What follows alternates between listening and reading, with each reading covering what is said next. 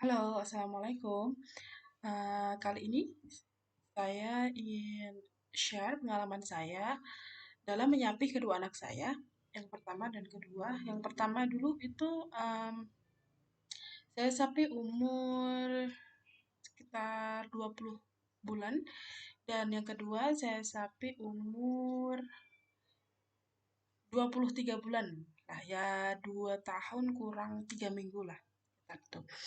Nah, sebelumnya mau disclaimer dulu. Jadi di sini saya hanya eh, cerita berdasarkan pengalaman dan juga saya di sini bukan tenaga kesehatan atau bidan atau dokter yang memang ahli di bidang menangani anak. Tapi saya di sini cerita berdasarkan pengalaman saya. Nah, semoga eh, yang telah saya lakukan atau cara menyapih saya terhadap kedua anak saya bisa juga diterapkan ke anak-anak muda gitu ya. Nah, mmm, jadi, ada ibu-ibu yang memang, eee, pro menyapih dan kontra dengan menyapih. Jadi, ada yang oke kalau sudah 2 tahun atau mendekati 2 tahun kita harus sapih anak kita. Tapi ada juga yang, berpendapat bahwa nggak usah disapih nanti juga akan, mmm, apa namanya, dia akan nggak mau lagi untuk, minum ASI kita, ya pokoknya serelanya dia gitu ya. Nah, tapi kalau saya pribadi, saya em, berpendapat kalau anak sudah mendekati 2 tahun, dia harus disapih karena pertama memang dari ajaran agama Islam, apabila ibu mampu menyusui sebaiknya sampai 2 tahun. Sampai 2 tahun. Lalu secara medis, kalau yang saya tahu, setelah 2 tahun itu nutrisi ASI akan eee, berbeda dan juga kebutuhan nutrisi anak juga berbeda. Jadi ketika anak sudah mulai 2 tahun atau mendekati 2 tahun, nutrisi utamanya adalah dari makanan, bukan dari susu.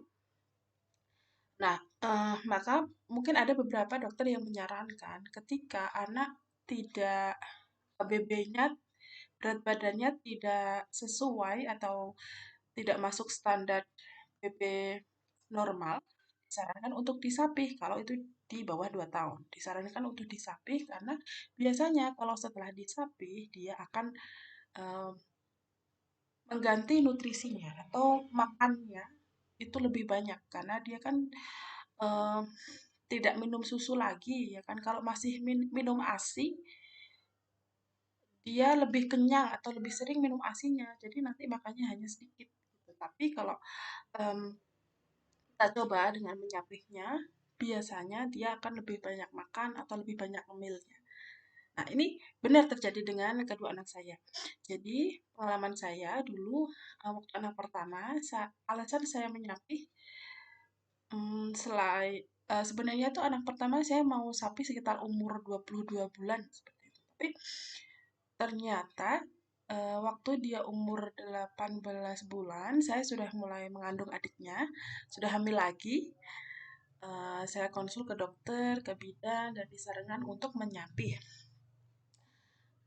Karena kalau kita menyusui saat hamil, resikonya adalah nanti akan terjadi kontraksi dini. Sebenarnya awal-awal agak nggak tega ya, karena dia waktu itu umurnya masih 18 bulan, dan saya juga belum ada pengalaman. Terus kalau di sini itu, kalau misalkan kita menyapih, itu harus di kayak semacam dukun gitu ya, atau istilahnya dikasih doa-doa atau disuwuk lah kalau bahasa Jawanya. Cuman saya waktu itu agak kurang serak dengan cara itu. Jadi saya coba cari-cari info tentang menyapi, terus akhirnya karena saya hanya belajar dari sosmed aja dan belajarnya setengah-setengah. Jadinya waktu anak pertama saya itu agak susah untuk menangani karena pasti ya, pasti rewel. Awal menyapih pasti rewel. Dia pasti pengen minum ASI, apalagi kalau mau tidur harus minum ASI dulu kan, eee, apa namanya, harus kalau dia tidak pakai ASI dia tidak bisa tidur, tidak bisa pupuk. Nah, itulah kesulitannya gitu.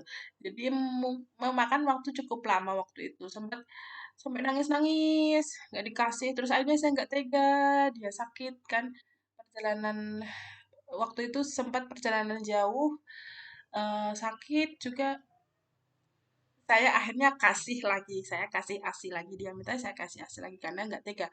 Terus, setelah itu ketika dia minum ASI lagi, nah ternyata waktu itu payudara saya eee, kencang dan, agak sedikit terasa kontraksi waktu itu. Jadi sangat sakit. Jadi waktu itu agak bingung ya gimana, apakah harus disapi atau tidak. Karena ada beberapa yang masih hamil dan dia juga sama masih menyusui juga dan it's okay, nggak masalah. Tapi tuh waktu itu saya merasa sangat kesakitan dan akhirnya ya sudah saya minta tolong kerjasama dengan suami. Ketika anak rewel, tolong minta dipegang dulu, eee, apa namanya, sampai dia bisa, eee, lupa dengan ASI-nya gitu, sampai dia bisa tidur tanpa minum ASI. Nah, jadi awal-awal saya juga coba cara jadi pakai lipstick, saya kasih ke payudara, terus saya bilang, "Oh ini, eee, Bunda mimiknya sakit, berdarah, jangan mimik lagi ya." Terus saya pelan-pelan kasih tahu, itu sebenarnya mau saya kasih ganti susu formula, cuman masih kasih waktu itu saya masih agak, kurang yakin ya dengan susu formula. Akhirnya saya ganti dulu dengan susu UHT. Lalu saya kasih susu UHT, kadang dia mau atau kadang enggak. Saya cobalah kasih susu formula. Awal-awal dia tidak mau, karena tidak biasa pakai DOT. Cuman karena memang sudah istilahnya terpaksa ya, saya biasakan, akhirnya dia mau. Jadi kalau tidur dia sambil minum DOT, susu formula gitu dan alhamdulillah cara ini berhasil. Jadi memang awal-awal pas kita harus siapkan hati. Jadi kalau mau sapi pertama niat, kedua kita harus tega. Kalau dia mau nangis, minta mimi, minta nenen, memang eh, gimana ya ngelihat anak nangis seperti itu. Cuman kalau kita sudah niat dan anaknya sudah cukup siap untuk disapi, kita juga siap untuk menyapi, ya kalau dia minta ya jangan dikasih gitu sampai dia benar-benar nggak mau lagi untuk minum ASI kita. Nah, terus kalau yang anak pertama kan mungkin lebih lama karena saya kurang persiapan waktu itu, terus kondisi anak juga kurang fit, em, perjalanan jauh juga, kurang ilmu juga sayanya, dan niatnya masih setengah-setengah waktu itu ya. Tapi kalau untuk yang anak kedua ini, alhamdulillah dia lebih mengerti dan juga lebih singkat untuk masa menyapihnya, karena sekitar mungkin baru 2 atau 3 hari, alhamdulillah dia sudah bisa lepas dari ASI, bisa tidur sendiri tanpa minum ASI. Saya waktu itu sapihnya ya 24 bulan kurang 3 minggu. Ya. Lalu eh, caranya saya tidak dengan tidak seperti caranya waktu kakaknya saya kasih lipstick, payudara, saya terus mencoba untuk mengelabui dia bahwa oh ini berdarah atau mungkin dikasih yang pahit-pahit. Ada juga ya mungkin bunda-bunda yang menyapi dengan cara kasih apa sih kayak yang pahit-pahit yang rasanya tidak enak kayak gitu agar dia tidak mau minum lagi minum ASI kita lagi. Tapi ternyata anak saya yang kedua ini lebih pintar ya bunda. Jadi dia tahu kalau misalkan saya kasih lipstick ya dia hapus. Kalau dia rasanya nggak enak ya dia elap dulu gitu. Jadi akhirnya saya ketemu dengan cara menyapi dengan cinta atau kita tidak usah dengan cara mengelabuinya tapi cukup pelan-pelan kita kasih pengertian. Adik sudah mau 2 tahun, sudah besar, minumnya minum ASI, minum ASINya sudah selesai ya, sekarang ganti minum air putih, bisa minum jus, bisa makan yang lebih banyak, jadi bisa lebih gendut. Terus sudah besar, jadi nggak mimik bunda lagi. Nah, seperti itu. Jadi kita jelaskan pelan-pelan dengan bahasa anak. Hmm, jadi sebelum kita benar-benar menyapih, nah mungkin sebulan atau 2 bulan sebelumnya kita kasih sounding seperti itu, kita omongkan ke anaknya. Dan alhamdulillah ternyata memang em, lama-lama dia mengerti, walaupun kadang mungkin dia kadang kayak pegang ini dia mau mau apa minum ASI gitu ya, mau mimi gitu, tapi terus tiba-tiba dia kayak mikir, oh oh iya aku udah mau mimi lagi gitu, kayak kayak dia mikir gitu. Setelah itu dia enggak lagi. Jadi ternyata anak bisa mengerti kok kalau kita kasih tahu pelan-pelan dan memang butuh waktu ya, tidak langsung instan. Dan pasti kita harus siap dengan rewel ya. Pasti anak rewel, pasti anak nangis, pasti. Jadi kita harus mencoba menenangkan dia, jangan dimarahin, jangan dibentak ya. Karena ini yang saya sesali dulu waktu anak pertama. Jadi karena dulu memang benar-benar niatnya masih setengah, belum tahu cara mengatasi emosi anak dan emosi kita sendiri. Jadi saya sering membentak dia, kenapa? Terus kenapa dia rewel tanpa sebab gitu. Padahal dia hanya ingin eh, hanya belum terbiasa gitu. Biasanya minum ASI, sekarang nggak minum ASI ya kan. Kayak misalkan kita biasa minum makan nasi, terus kita nggak boleh makan nasi langsung jret, sama sekali nggak boleh. Pasti kan kita rasanya kayak gimana gitu, di badan juga nggak enak ya kan, pasti gitu. Nah itu yang mereka rasakan juga, dan pasti di awal-awal biasanya BB-nya agak turun ya, agak turun. Untuk menanggulanginya ya kita harus sediakan lebih banyak cemilan, lebih banyak makanan, makanan-makanan sehat, bisa buah atau cemilan yang tinggi kalori.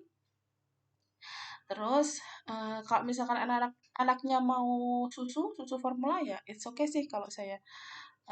Kadang saya kasihkan susu formula, cuman tidak terlalu banyak karena anak kedua saya ini kalau minumnya susu formula terlalu banyak dia akan diare atau mencret gitu. Jadi saya batasi gitu ya.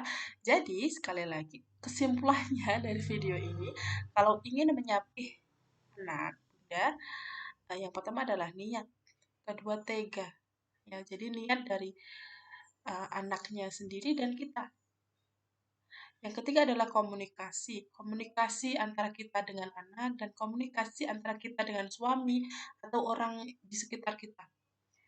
Ya, agar dia juga bisa ikut membantu. Kalau anak rewel, kalau anak butuh uh, misalkan makanan atau cemilan gitu.